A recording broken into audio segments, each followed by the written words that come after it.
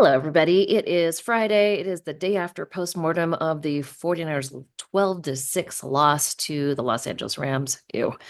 The big news of the day is that Kyle Shanahan spoke on his conference call today. I asked him, what are the plans for Deandre Campbell? And he said, we're working through the semantics of all of it, but they plan to not have Deandre Campbell on the team any longer. So Kyle Shanahan has not spoken to Deandre Campbell since he walked off the field and asked him if he would play. The interesting part about it is that the coaching staff knew that he didn't want to play. And then when Dre kind of got nicked up and his knee was feeling a little sore, the coaching staff went up to him and he didn't go in. D. Winters went in. He's been dealing with a neck injury. Demetrius Flanagan-Fowles was on the field for 20 something snaps. And Kyle's like, what's going on? Why is Deandre Campbell not out there? And they said, well, he doesn't want to play. So then apparently Kyle went up to Deandre Campbell face to face, and he's like, I'm not playing. And he's like, all right, move on, keep it rolling because it's in the middle of a game. And so he was like, all right, well, moving on. Got to make sure they can have two linebackers or three if necessary out there on the field. So, Kyle was like, basically, peace. Charvarius Ward, I think, said it the best. He's like, if you don't think you're going to play, then don't suit up. So at least they know. But the fact that he got dressed to get a game check and knew obviously ahead of time that he wasn't going to play, I don't know if there's any recourse for the 49ers to try and get that money back, but man, I feel like they should because guys get paid every time they suit up. They get a game check. It is like their weekly check, and he's going to get one, even though he knew ahead of time that he was not going to play. To me, that's a bunch of BS. But I mean, I'm not the only one that thinks that either. Charvarius Ward, George Kittle said that. I mean, there are a bunch of players that were like, "This is ridiculous. It's stupid. It's immature," is what George Kittle said. So Kyle Shanahan basically in his conference call was kind of like, "Yeah, well, that is what it is, and we've moved on, and we're not going to have him on the team anymore. But they do have to figure out legally what they have to do. I'm sure they would prefer not to pay him for a game he did not participate in and didn't want to participate in. But as of right now, he's suited up, so he is going to get a game check. I think the game check should be donated to funds that are promoting Down syndrome awareness, like for Charvarius Ward's daughter who played in the game, or for mothers who are, programs to help them get going through miscarriages. Because good Lord, those guys want to play. And Deandre Campbell just did not because his ego was hurt because he wasn't going to play anymore. He wasn't going to start because Dre Greenlaw was back. Well, guess what? Dre Greenlaw had an unbelievable game. So weekly, I do PFF scores. And so I'm going to take you through what it was, what the 49ers, how the 49ers did through their PFF grades, their grades, not scores. So on defense, Fred Warner, lights out, looked like his old self with Dre next to him. I mean, it's no secret that Dre and Fred together on the field, even though it's been 10 months, they know each other. They feel each other's chemistry. They can communicate without even saying any words. So Fred Warner had the top grade on the defense, 92.1, 15 tackles, 11 solo. 6 stops, 4 of them were run stops. He allowed 4 catches on 6 targets, but only for 23 yards. And yeah, pretty impressive. Dre Greenlaw had the second highest grade on defense. I mean, 9 tackles in one half of football and 4 stops. He also allowed 2 catches, but only for 12 yards. So pretty good. Nick Bosa, third highest grade on defense. Man, he had a great return as well. 6 pressures, 3 hits, 3 hurries, 1 stop. The defensive line altogether had a lot of pressures.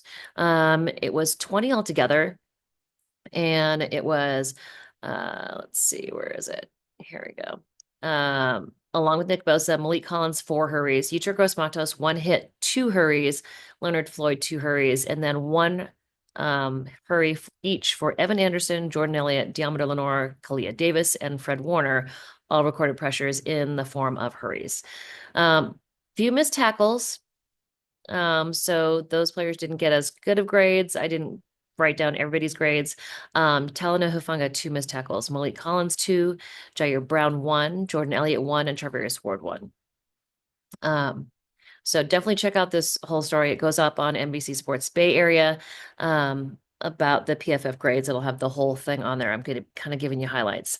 Um, while the 49ers did get 20 pressures, the 49ers allowed 19, which is a lot. Dominic Pooney had been playing really, really well, and he had only allowed one sack all season. He gave up two yesterday, and one was during the last play of the game when they could have gone for a Hail Mary, and Brock didn't even get a chance to get the ball off because he was sacked.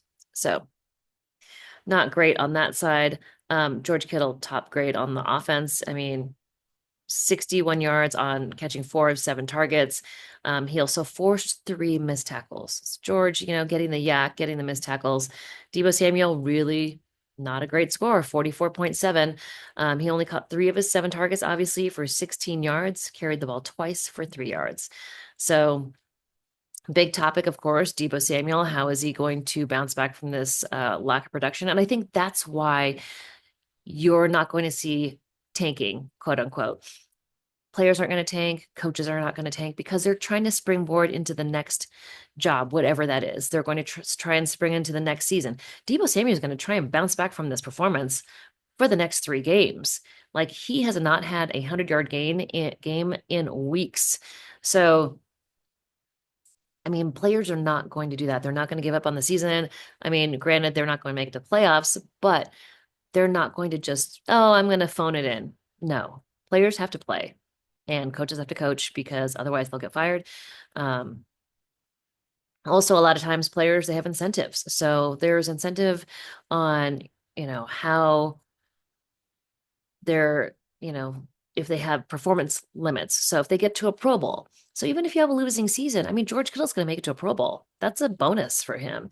Um, Kyle Juszczyk usually makes it to the Pro Bowl just because he's a fullback and there's only one fullback allowed, and he's usually it.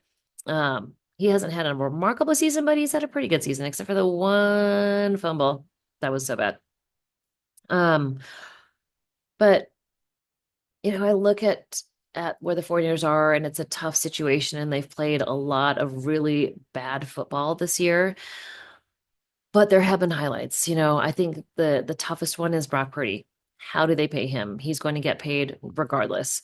It's what the market bears. Now, I don't know whether he gets 60, I don't know whether he gets 40, but he's going to get paid because it is so hard to find a good quarterback in the league. And it's really hard for Kyle Shanahan to find a quarterback that understands what he's trying to do. Challenging year for Brock Purdy this year, but I think last year he showed what his potential could be. And I think, when you have Christian McCaffrey and Brandon Ayuk on the field, that changes how an offense can work, changes how defensive approaches it. So having more playmakers on the field is going to make a big difference for Brock Purdy. They're going to get healthier. They're going to play better. Christian McCaffrey is going to get healthy. I don't think he's past his prime. I think last year he was offensive player of the year and he just he worked out a little too hard during the offseason. Honestly, he needed to give himself more rest. Just is what it is. It didn't work out. He works his ass off all the time, and normally it pays off. This time, it wasn't an on-field injury. It was the fact that he overworked himself during the offseason. Saw him sitting in the suites, and I saw him kind of walking out of the locker room with the big knee brace on his right knee. So, it's going to be tough, but I think this team has a lot to look forward to. They've got a lot of young players that are playing well. Dominic Pooney didn't have a great game, but you know what about Dominic Pooney is that he bounces back. I expect Dominic Pooney to have a really good game against the Miami Dolphins. And, hey, it's kind of bragging rights in Miami. It's Kyle Shanahan, Mike McDaniels, and I think it's, you've got a lot of got some former players down there like Raheem Mostert. There's a lot of guys that they know down there. So they have a lot to play for. They're not going to tank. They're not going to throw it in for a better draft pick. They're going to do everything they can to win a game because that's what they do. I don't think Kyle Shanahan has lost the locker room. I think Deandre Campbell lost the locker room, to be honest. So that's the update. I'm actually in Colorado. I went to my cousin's graduation. Yay! Colorado State. Got to see their auditorium and the campus, and it is freaking cold here. I think it's colder here in Colorado than it was in Buffalo. Good Lord. I should have brought that coat, but I didn't because I went to Santa Clara and then went straight here. So, anyways, I am not appropriately clothed for this game, for this weather. But I'll be heading home soon. All right, guys, that's your Friday. It's okay. When a game is on Thursday, I have no idea what day of the week it is. I went to the graduation day. I was like, it's Saturday. No, it's not. It's Monday. No, it's not. It is Friday. So this is your Friday update. I'll give you more later. Let me know in the comments what you'd like to hear about. If you'd like to hear me rant more about Deandre Campbell, just let me know. Talk to you guys soon. Oh, don't forget to listen to the podcast, 49ers Talk, NBC Sports Bay Area. All my stories are on there too. Check it out. Bye.